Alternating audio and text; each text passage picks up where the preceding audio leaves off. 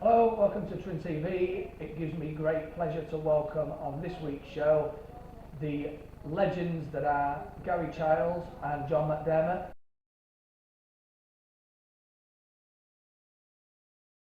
Welcome to TV, to the viewers watching at home, and also welcome to two Grimsby Town Football Club legends, John McDermott and Gary Childs. How we doing, fellas? I'm all right, Coxie, thanks. Good. So yeah, what I thought we'd do is just have a bit of a chat, just keep all our viewers, keep all our members, so they can see what's going on, what we're doing, and also probably attract a different audience from what we've been used to. Obviously, primarily a boxing club. We're now starting to branch out with football and one or two other sports as well. So what you been up to during lockdown?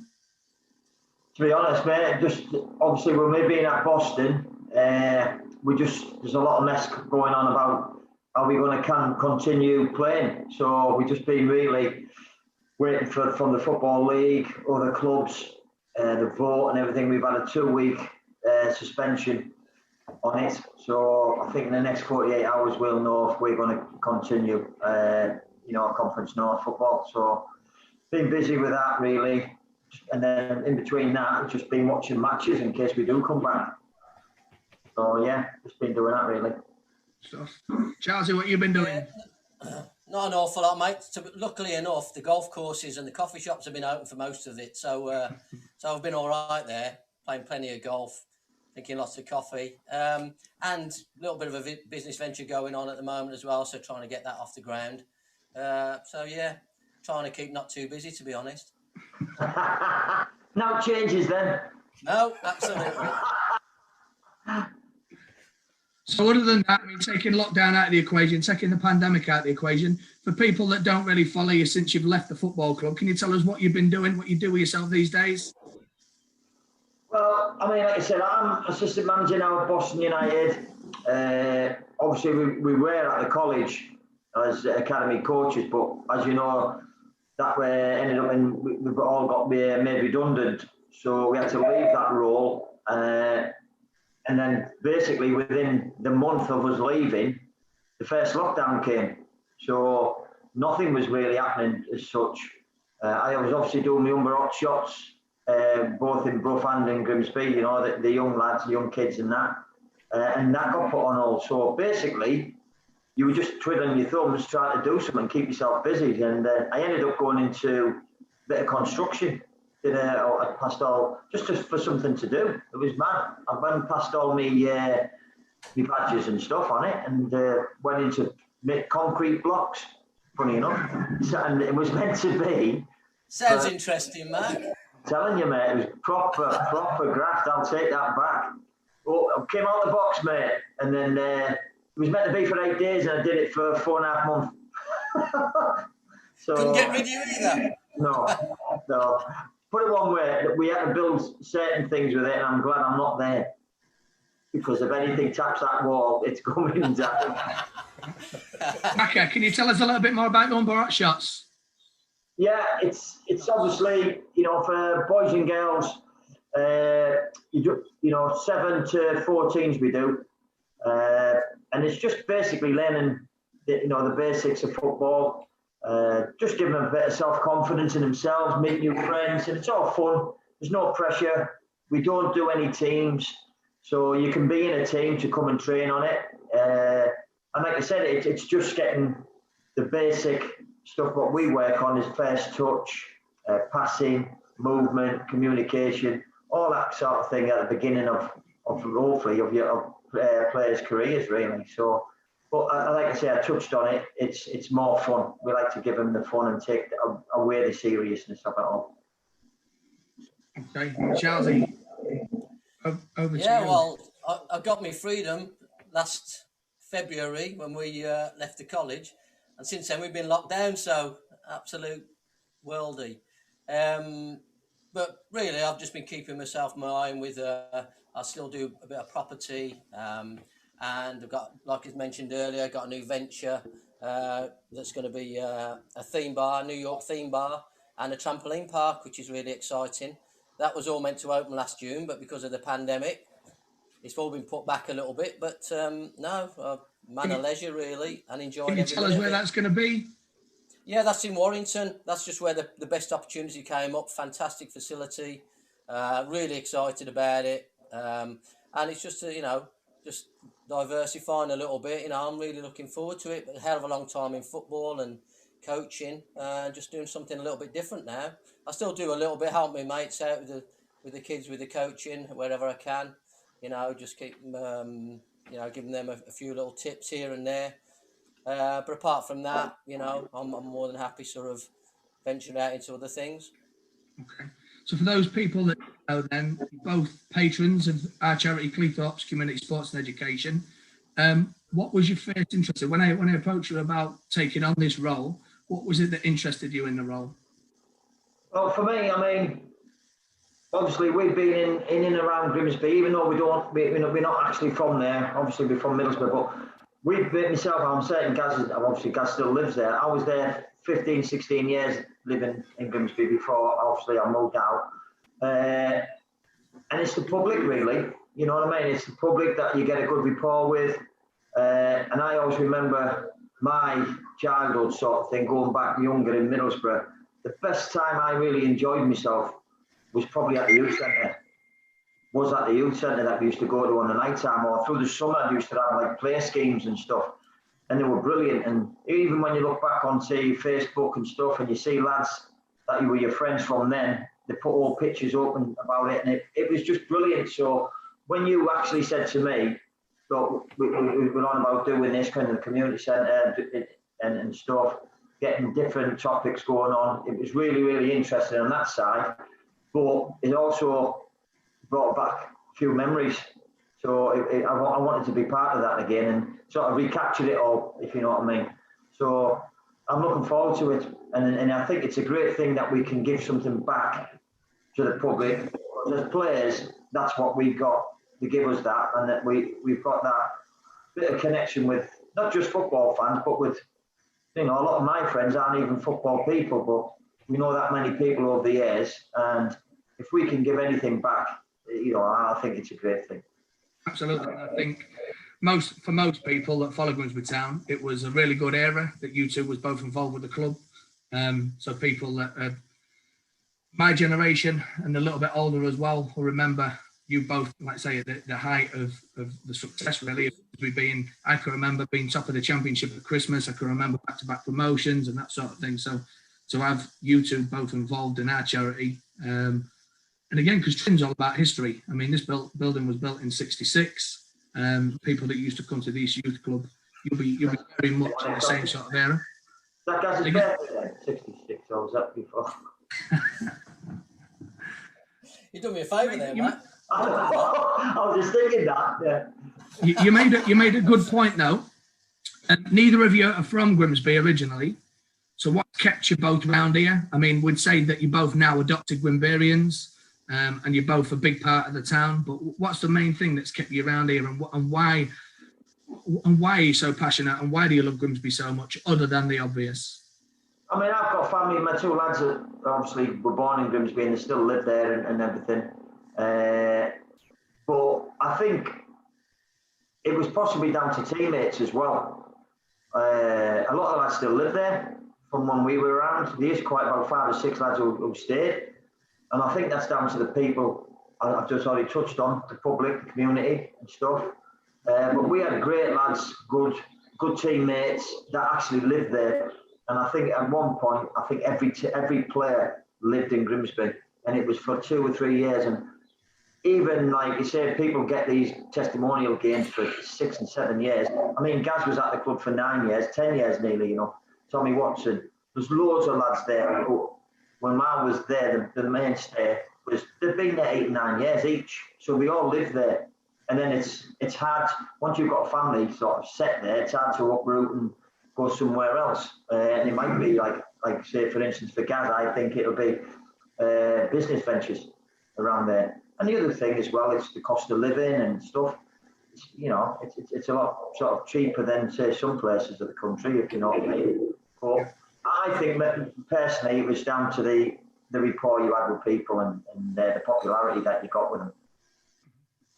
What does it feel like, just before we go on to ask the same question to Charlie, what does it feel like, do you know, when you go back up to Middlesbrough, does it feel like when you're starting to get towards Middlesbrough, you feel like you're going home, or is it vice versa? When you're coming back from Middlesbrough towards Grimsby, do you feel like when you see the Dock Tower, that is your home? Yeah, it's weird because every time I say to the missus, all right, I'm going home this weekend, and she keeps saying, what do you mean you're going home? You're already home. This is your home. And then you forget and say, oh yeah, you know what I mean. Every time I go to my mum and dad's house, because they live in the same house that, you know, I was born in and stuff, as soon as you step through the door, it's all about memories. Mm-hmm. You just get the memories back. Going to the pub, the local, you're seeing the same lads that went to the youth club. Mm-hmm. It's like going, you know, it's like going back into the youth club in a way because of the banter that you get with them. But the first thing they pick up on is your accent. You think that you've lost it compared. Obviously, you lads still think I've got a bit of it, but they think it's softer. Your accent's softer and stuff like that. But again, lost more. But it's like when you go to Grimsby. Obviously I live in Brough, so when I go into Grimsby, it does feel like you're coming back to your house. But then all of a sudden you realise you don't live there as such. Well, I'm not that far away. I'm only 30 minutes away. So you can take your 30 minutes to get, say, to the football ground from Waltham. Mm-hmm. So it's not too far. Chelsea, over to you. What's kept you? Why have we got you now as a proud Wimberian? I think Mac answered for me, to be fair. Thanks, Mac. No, to be fair, at the time when I finished playing, I wasn't sure what I was going to do. And sort of jobs came to me, really, and sort of kept me here. And I sort of just carried on with the coaching roles. I mean, you know, did a bit with the Grimsby Youth set up, the under-16s, the School of Excellence, and then I moved into the academy and stuff like that. And I was there for 18 years coaching, you know. Obviously, I went to play some semi-pro football and managed semi-pro just after I finished playing. So it sort of kept me here. And I got no real desire to really go back to Birmingham because, as Macca said, you meet so many good people here. It's a nice place to live. I mean, the people on the outside looking in think of Grimsby, but you know, from the day I moved up here and the areas to move to, it was a really nice place to live. I preferred the slower pace of life, and like Macca said, there's a lot of good memories here with, you know, a lot of achievements, a lot of things to be proud of, and you know, bump into people all the time, like the old academy lads and girls and stuff like that. That, you know, fantastic to see going through life and doing well, and you know, it's quite, makes you quite proud that to have a fantastic relationship with a lot of people you've worked with along the way.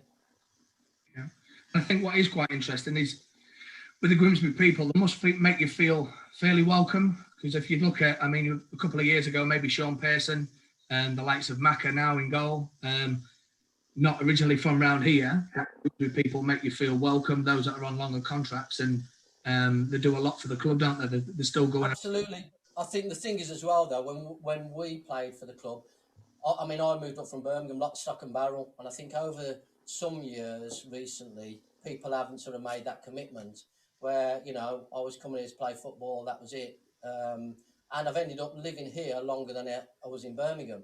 So when talking about your home, I suppose, you know, this has been my home longer than Birmingham was. So. Yeah, I agree with that, guys. I totally agree with you about committing to the place, and I think that's what they like. Not just about committing on the pitch, it's commitment off it. And I think if you put something back into the community with them, they'll accept you a lot more. And even on the pitch, if you didn't have a good day, they give you that leeway a little bit because they felt like you were more one of them, if you know what I mean. And Gaz had already said on it, he's been there that long, that many years. It is probably your first home, where you used to class it as your second home. It's probably your first one. Been watching much football. What's your thoughts on? We've got no fans, have we, in the ground at the minute? What's your opinion? What's your thoughts on football on the telly at the minute? Mate, I can't watch it. Honestly, I mean, I'm involved in it nearly every day, nearly enough. And even when we're coaching on it, matches, and you're on that side, you're in the dugout, and you score a goal, and it's, and then it's flat. I'm not kidding you. It is. You don't get the same buzz. You don't get the adrenaline as much. You're trying to get everyone hyped up before the game. And you can see it in your players. That's not what it would be if there was fans there. And rightly or wrongly, one of our players even said it. He said, he's a league player playing at this level. And I've seen him play and he was really, he's a good player, don't get me wrong. And I always expect a little bit more of him. I always keep trying to push him. And he just said to me, look, I don't know what it is. He said, but I just can't get myself fired up. I said, what do you mean fired up? He said, no, I can get myself fired up enough to play well and whatever, but I should be doing more. But because there's no one there shouting at you or expecting you, it's like a training practice match. You can get away with making a mistake or not going for that 50-50. If you know what I mean. Feel like when you're watching it, don't you feel like it's like when we used to play in training games in pre-season and stuff like that? Yeah, that's the atmosphere of it. There really isn't the intensity and whatever. They don't wear sarcasm. Yeah, and I actually, I've enjoyed watching it because in between the golf and the coffee, then it's really been nice to watch. You know what I mean? But I really feel sorry for some of the players who are making their debuts. Who are scoring fantastic goals, and they haven't got the crowd there to absolutely have the full experience of it. It's not just in football, in some of the other sports like the cricket and whatever, I feel so sorry that the crowds haven't been there for some of the fantastic, some of the games and that there would have been an electric atmosphere, and some of these young players coming in now, they're not experiencing that. I feel so sorry for them. I think that's what's happening probably with town at the moment a bit, like with the fans. I think if they had the fans in, I think they'd have got a lot more points than what they have. Absolutely, yeah. I think other teams would probably have folded. I think it's I wouldn't say it's a nice, easy place to come and play against, but it's an easier, if you know what I mean, because of the fans not being there. I think if the fans are there, that's your 13th man. And it can be, as we knew as players at home, when you had the fans behind you, we didn't lose that many. And there's always a good following, Macca, wasn't there? There was always a good following away from home. It's great to see the fans behind you when you was away from home. It was fantastic. Well, we're getting it in our league now. You can go to the full-time teams now with a big, say the York Cities, for instance. In our league, they're quite big. They had, 3,000 to 4,000 fans there. Full-time club, full-time team, and you're just thinking it could be a really hard game. You could go there this year and think, actually, there's no pressure on us whatsoever because you haven't got the fans to drive them on. They haven't got, you know what I mean? It's like you just said, it's a practice match, and it's for us in the dugout. It's so flat at times. The only good thing you can hear from the fans' point of view is they probably could hear the information that goes out between players. They get that, they hear all that sort of stuff, and what managers shout. And players will probably be able to hear it as if fans were there, they can't hear nothing. I think it seems like for some people it's playing an advantage. If you look at Arsenal, at one point they seemed to be lapping it up a little bit because the fans wasn't on the back so much when there was, so they felt less pressure when there was playing. That's certainly what I've seen from it. I think they said the other day, one of the pundits said in the Premier League, there's more away wins this season than any other season, probably purely down to the fact that there's less pressure on the home team, or there's definitely no fans there. And the smaller clubs as well, it affects them a lot, like your Brightons and teams like that. Because when the big teams come, they rely on that buzz and that extra lift, don't they? And they do get it. It's like the cup games, isn't it? When you get that extra lift when the big clubs come to town. I feel sorry for the smaller clubs. You touched on it, Gaz, as well about the players making the debut. What happens if you go and make your debut at Liverpool or somewhere like that, and you get the atmosphere, and all of a sudden you go to Liverpool and it's just a stadium, isn't it? Yeah. As much as you're playing against the players, you'd want the fans and you want the full package, wouldn't you? Yeah.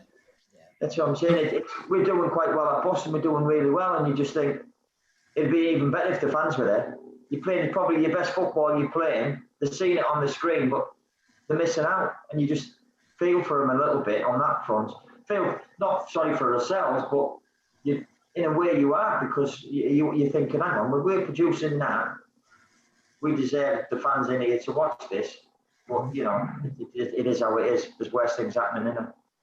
Seems like good things happening at Boston now, Mark. Every time I look on their website, on their Facebook page, there seems to be a lot going on. Yeah, it's geared up to be a big club, and they are. They've got great fans. Listen, that's what I'm saying. It's just a shame we ain't got them. But facilities-wise, we've got a new stadium. You know, the 3 stands are up, and I think the chairman there is a good guy. He wants to give the fans that experience as well. So he's put a lot into the stands for them, as well as the players and hospitality and stuff on a match day experience. You know, he's even touched on little things like if you want to buy a ticket, it's indoors. You've got to come indoors. He didn't want them hanging outside in the rain and the wet. You want to keep them warm. And then there's TVs, you can watch back, you know, previous games and stuff, bars and just the little touches, you know what I mean? He's touched on that, but it is, when you go up to it, it's fantastic. But at the moment, teams are coming to us and actually enjoying it. You know what I mean? Because you could go on some pitches now, league aren't the greatest, and then they come to ours. They do get good crowds as well, McDermott, when you're doing well. I mean, I had a spell there when I finished my career, and it was a fantastic little club, and any kind of success, and you get people through the doors, and you do get a good fan base. So it's a fantastic little club. Yeah. Gowsy, question for you then. So what's your best memory of playing for Grimsby Town? I think you touched on it earlier, Cox. You can't beat the 2 promotion seasons back to back. They're my first 2 seasons here, and you know what more could you ask for, really? You know, a team that's just been put together, and the atmosphere between those boys for those 2 seasons was just it's stuff that, you know, I've been at other clubs where there wasn't that sort of camaraderie. And, you know, you don't get that all the time. And for that bunch of lads to click the way they did over those 2 seasons, you know, was unbelievable. And then we went on to have some great cup matches and stuff like that. So there's a lot of times, but I have to say overall, I mean, you are judged on over a season. So for 2 seasons, we achieved what we set out to do. So, you know, you can't do any more than that. And then ended up playing in the Championship on the back of it, you know. You know, some fantastic clubs are coming to you then, your Villas, your Wolves, you know, you name them. So, yeah, I'd say the 2 promotion seasons, because it got... Would you say that? Would you say the same, Macca? Yeah, I mean, because I was there quite a lot, and we had quite a lot of success. I mean, but for me, you know, obviously the Wembley one would have been for me, the first one, because like I said, you know, when you're younger, you want to play at the biggest grounds you can, and I don't think you can get any bigger than that. Or you want to play within the biggest atmosphere that you can play in. If it's home or away, it makes no difference. Yeah, cheers, Macca. That was the season I left. Thanks. Cheers. That's what you got there. Yeah. No, but for me, like you say, as a youngster, your kids and that, and you're watching the FA Cup and stuff like that, Wembley was the place you wanted to play at, you know, if you could, ever. And then for us to get there, I know it was the cup one, it wasn't the playoff final, the first one, but to play, well, I think we scored a couple of chances. You know, I never had a shot, but I had 2 in that game you know, and I could have got the winner at one stage. And then later on, when the guy came up and said, look, you've got man of the match as well, you know, that would have done me. If someone said, look, you've finished after today's game, I'd have been happy to go out on that. Because you've got your mum and dad there and all your family there. What proud moment can you give them? And then luckily enough, we had the Wembley one after, and Gaz had said on it there, it's the whole season, but to finish it all season and actually finish it on Wembley, you can't get a better one than that, could you, really? And to win, it's great. But we have, like I say, it's hard to say that because we had some good years and big games. Exeter at home for that, like Gaz was touched on it, 19,000 or something like that at Blundell Park. It was, you know, last couple of minutes fighting to still go up, you know, trying to keep the ball out of the net and to win it that way. Great nights, great atmosphere in the changing rooms as well afterwards. And then you see you know, when Paul Ayres got the lads up the other that year, and you're watching it, and it brings back memories what yous were actually like. And I still go, Gaz can tell you, I'm one of these that always goes through your old pictures and stuff and talk about games and that. And you see them there. The only thing is they're in black and white. Is there a particular game? I mean, you would probably obviously say the two Wembley games, but is there a particular game that you look back on and go, I really enjoyed that game, or the experience or the atmosphere of maybe playing at a top championship team, or it could have been a playoff game or something like that? Is there a game that really stands out? Villa for me away. We I think it was a 2-leg in the cup. I think it was. And we drew 0-0 at home, I think it was. Or we might have even got a replay, I can't remember. But I think it was 2-leg. No, we drew at home, mate. Yeah, that's right. We went down there, didn't we? And we 1-0 down. And I think Diddy scored. I think it might have been a pen, I'm not sure. One each. And we went through on the away goal. But the atmosphere and the pitch and everything, it was unreal. It really was, the atmosphere that they had made. I mean, we had a great following. But Villa fans were, I'll have to give them the due, they were brilliant. You know what I mean? They really did get behind them. And I remember making a tackle, last-ditch tackle, in the 6-yard box. I think it might have been Dwight York who got through. And I went over the top of the ball and dragged it back, and they were all screaming for a pen. And I thought, oh my God. The only thing that was through my head was Alan Buckley's going to kill me if they give it. It wasn't even about if we got beat. It was what's he going to do. And they never give it, and it wasn't. But we played brilliant. Over the 2 legs, we were actually brilliant in them games. And I think the thing is, you look back on some games, and the football we played, even at the time, you don't realise, but when you look back and you think, my God, we were brilliant. 1 touch, 2 touch, back heels, flick. And they rave about it in the Premier League, and I'm thinking, we did that week in, week out, game in, game out, non-stop. And I think someone said years ago, oh, they get spoiled. And we, I'm not being funny, but we were doing that every week, every single week. And I think it's when you haven't got it that you realise what you appreciate it at the time. We had some great players, and they weren't household names.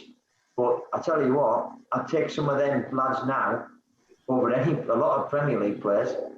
Now. Charles, who was the best player that you played with at Town? Hey. All players, if there's 2 or 3. I've got to say, Macca made the best dummy runs anybody could make in your life. He overlapped. He should have played for England overlapping. I'm telling you. I think he's grateful to me for not giving him the ball most of the time, because I just, made him look even better by doing that. But no, Macca should have played much higher. And I know he had the opportunities at times. Not just blowing smoke up his arse now, but he had the chance to play higher and should have. But he was loyal to Town, and that brought its own rewards, which is fantastic. I think the player I enjoyed playing with a lot, Tony Rees suited my game a lot. But I think overall quality, and you could see he'd come from pedigree, was Gary Birtles for me. He could play in any position, and he looked good everywhere he played, and he always seemed to be in the right positions, in a level phase when the ball come. It wasn't for long, but you could see the quality that Gary Birtles brought to the team. Yeah. But like I say, with guys, there's hundreds of players I could easily say, you know what I mean? But I always think it's about having link-ups and stuff that suits your game, and Gaz touched on it.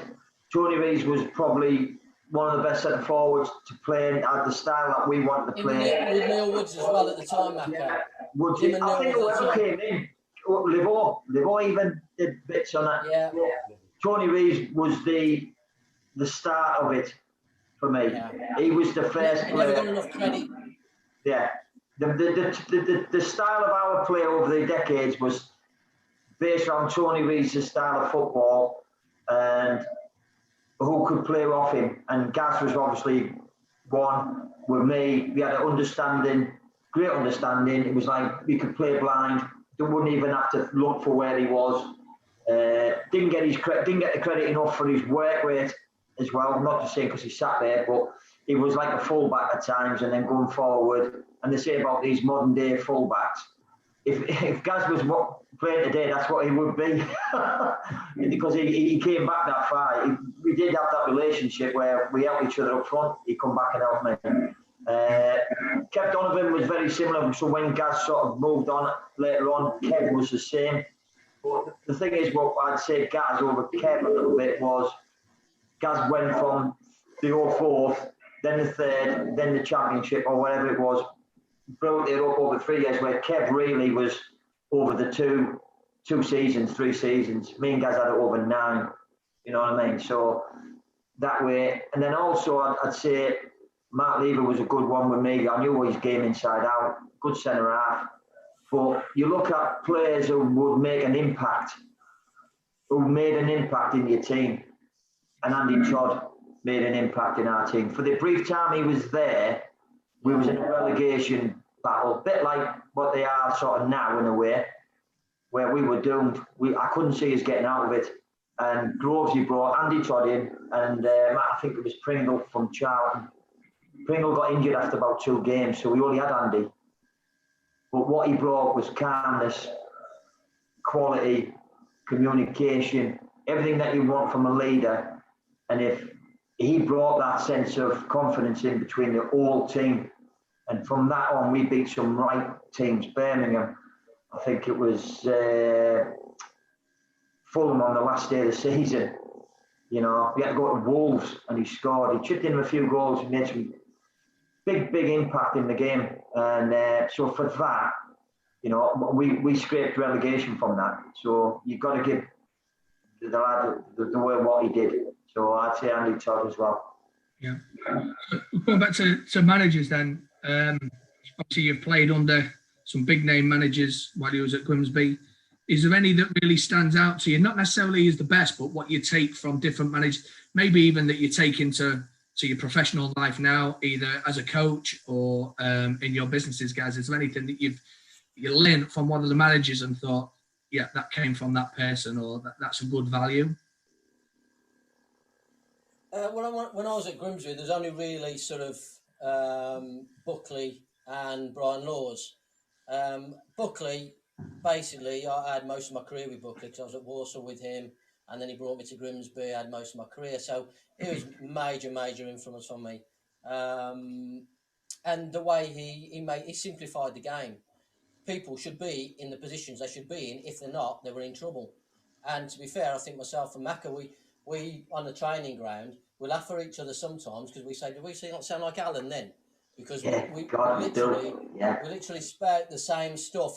And to be fair, that's the reason why he got success, because, you know, players had to do their jobs, and if they didn't do them, he would want to know why. And he wouldn't sometimes blame the player that had lost the ball. He would blame the player who wasn't in the position to receive the ball. Mm-hmm. You know, so we looked past that first initial problem and things like that. And I think we took a lot of that into our coaching. And Brian Laws as well. I quite enjoyed working under Brian Laws. I had a good relationship with him, and he seemed to like the way I played. So, you know, but he was there on a short time. But yeah, I have to say there was only 2, and Alan Booker was a mainstay of my career. And to be fair, at the time, there wasn't many managers about that would like my style of player, because I was a footballer. You know, I mean, Macca could do whatever. He could have a good game because he was strong, good tackling, blah, blah. If I didn't do stuff with the ball, then I weren't contributing as, you know, nearly as much as other players. So, but he appreciated that. And back in the day when you could get kicked off the park, you know, the first 3 tackles were a give me that somebody could hit you with. You know, there wasn't an awful lot of managers that would sort of have that confidence in just footballers, and he did. So, you know, I've got a lot to thank him for in that respect. Yeah. I'd say the 2 I would go with was obviously Alan, for one, definitely, 100%. I think what you learn off him, what he'd give me, even into coaching now, is possibly the discipline side of it. You know, what you'd expect of players. You know, the players these days are totally different from what we were. You know, the way he spoke to you as players as well, then you can't, obviously, you know, there's certain things you can't do now, what you've probably got away with them days. but it was just Didn't you the think, way. Macca, didn't you think he gave you a lot of confidence as well, though? Because although you got told off a lot when you did things wrong, when you did things right, Yeah, he was you knew it. brilliant. And I always remember always going out every match, every game. He used to say to us, whether we were playing Wolves, Villa, whoever it was, don't change the way you do things. Go out and show them how good you are. Yeah, he didn't care about any other teams, Alan. And I think what he give you is self belief in your own ability, but then he give you self belief in what he was doing. You believe that he got us to play a certain way and it was going to work. And 9 times out of 10 or whatever, it did. But it didn't matter who you were playing against. He didn't have a dossier on other teams. He never set us up to stop any other team. He set us up to beat that team or to have a go at that team.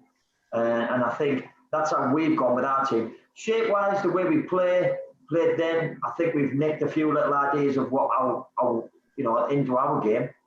The way you go into a front man and you try and get players these days now to replicate it, like the way Gaz used to run off the line and bounce off the front man, give him goals 1-2.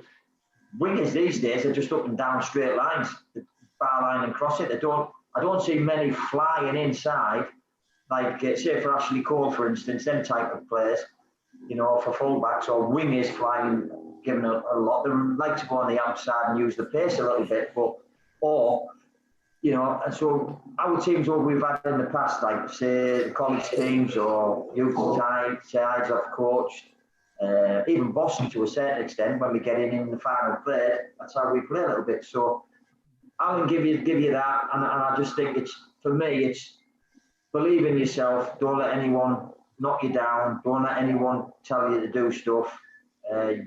Fall on your own sword, sort of thing. If you fail doing it your way. And I think that's 100% on that. And the other guy was, and not everyone's favourite at town, was probably Mick Lyons, obviously. But as a young kid coming from a YTS, to have that much, obviously he released me to start with, but then he changed his mind, gave me it back. But for that year, the second year, the amount of belief and confidence he had in me that I drew from him was unbelievable. I thought I could do anything. I could run as far as I wanted. I could lift whatever weight I wanted because he said I could do it, and I believed him.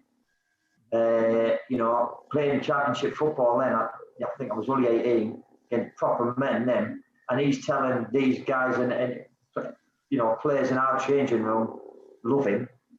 He can do anything he wants. He can, My thing, like play with Town with Chelsea, was probably getting into front man and play little 1-2s. I never really was great at getting to back. My weakness was probably getting to the bar line and putting crosses in and stuff like that. Gaz was great at that. Mine was, I'd have to shorten my play down and get that way in. When really with Mick Lyons, that was my game. I was great at whipping balls in, right foot, left foot, used to take corners, funny enough. And then all of a sudden you have one a year down and that comes away from your game a bit. And then when I played under Alan to start with, I was a right winger, then left winger.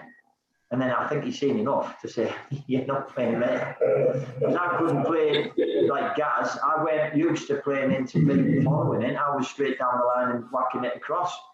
But then he went to right back, and then that's why he said, you come on to stuff better. So, changed it that way. But they're the two anyway. Good.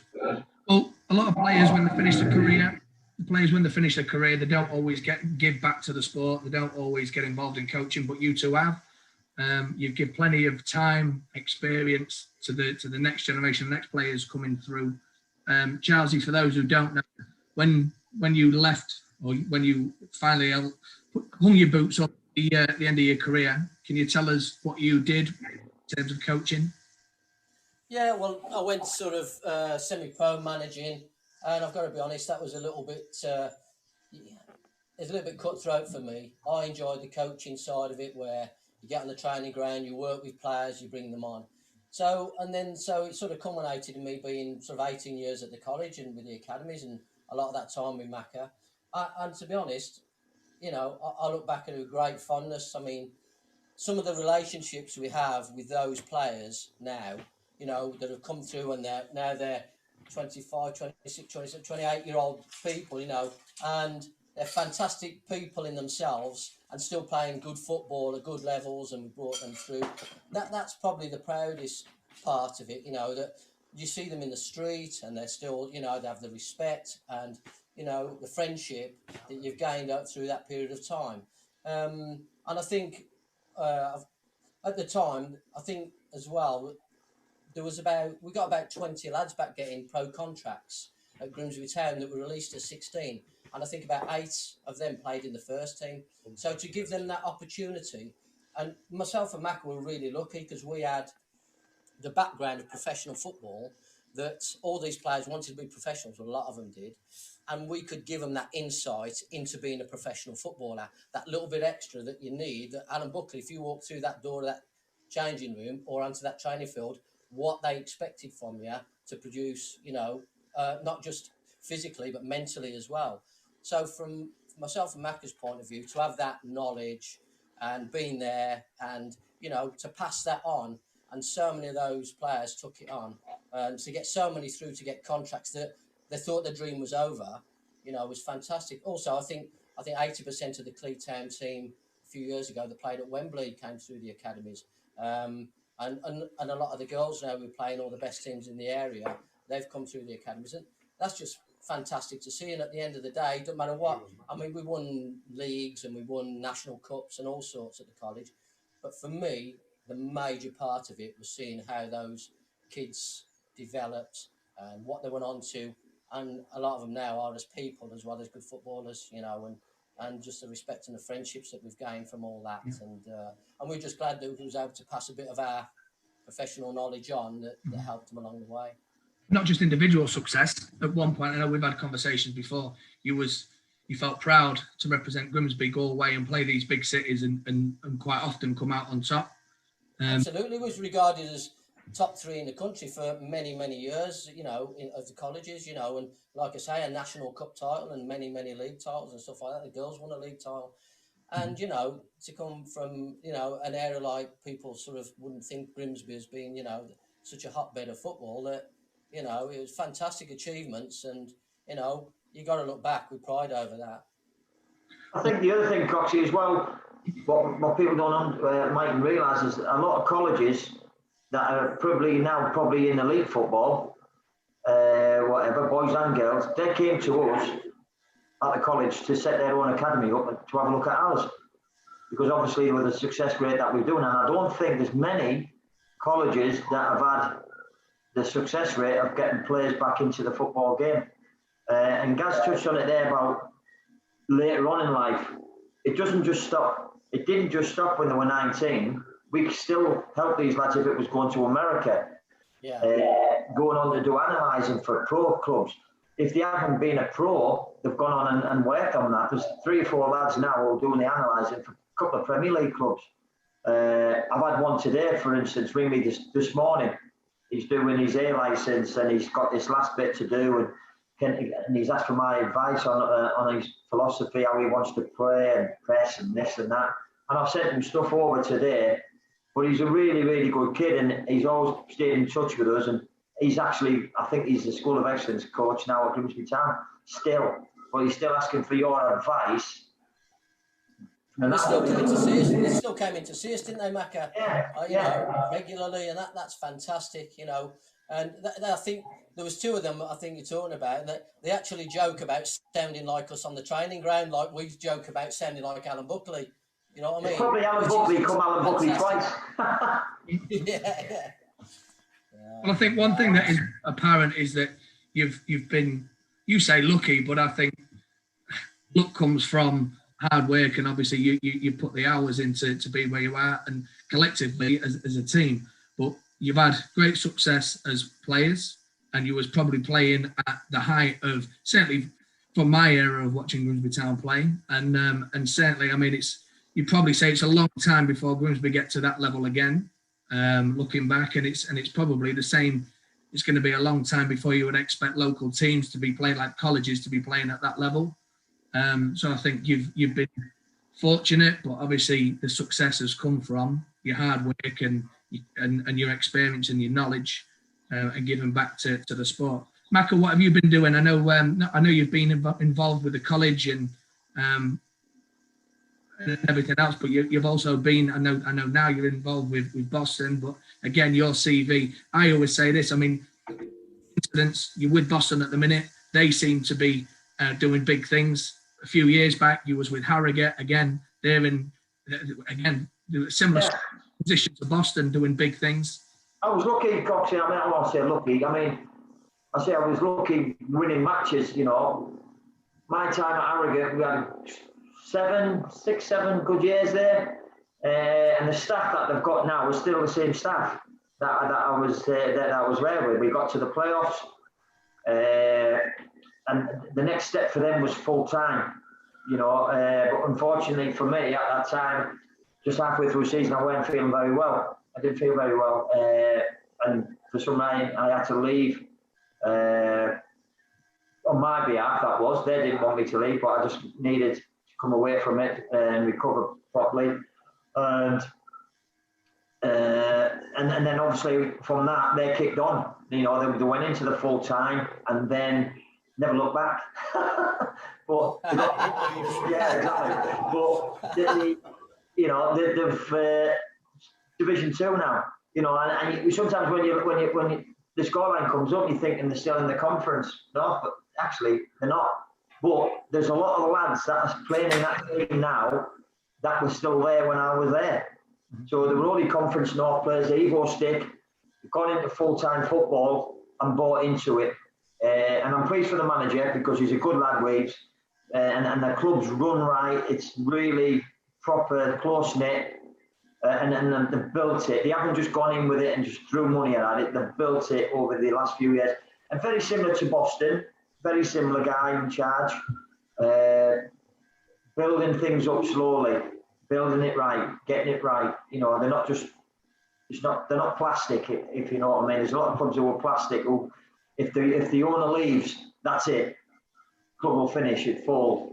Where they're self-sustained. So if Mr. Weaver left or Mr. Newton from Boston left, that club could run itself well happily with what facilities that they've got. And then I went into management from there. Like I say, I went into management and Gaz touched on it. It's ruthless. It's a total different. I mean, I've been assistant manager and it's different. You learn a lot more, but it's invaluable that you have the right staff with you.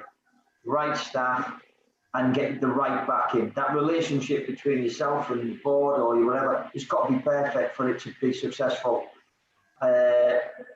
You know, I tried 19 players I got, brand new, 19. And you tell me any manager with 19 players to try and get them to gel, to play a brand of football that they've never been used to.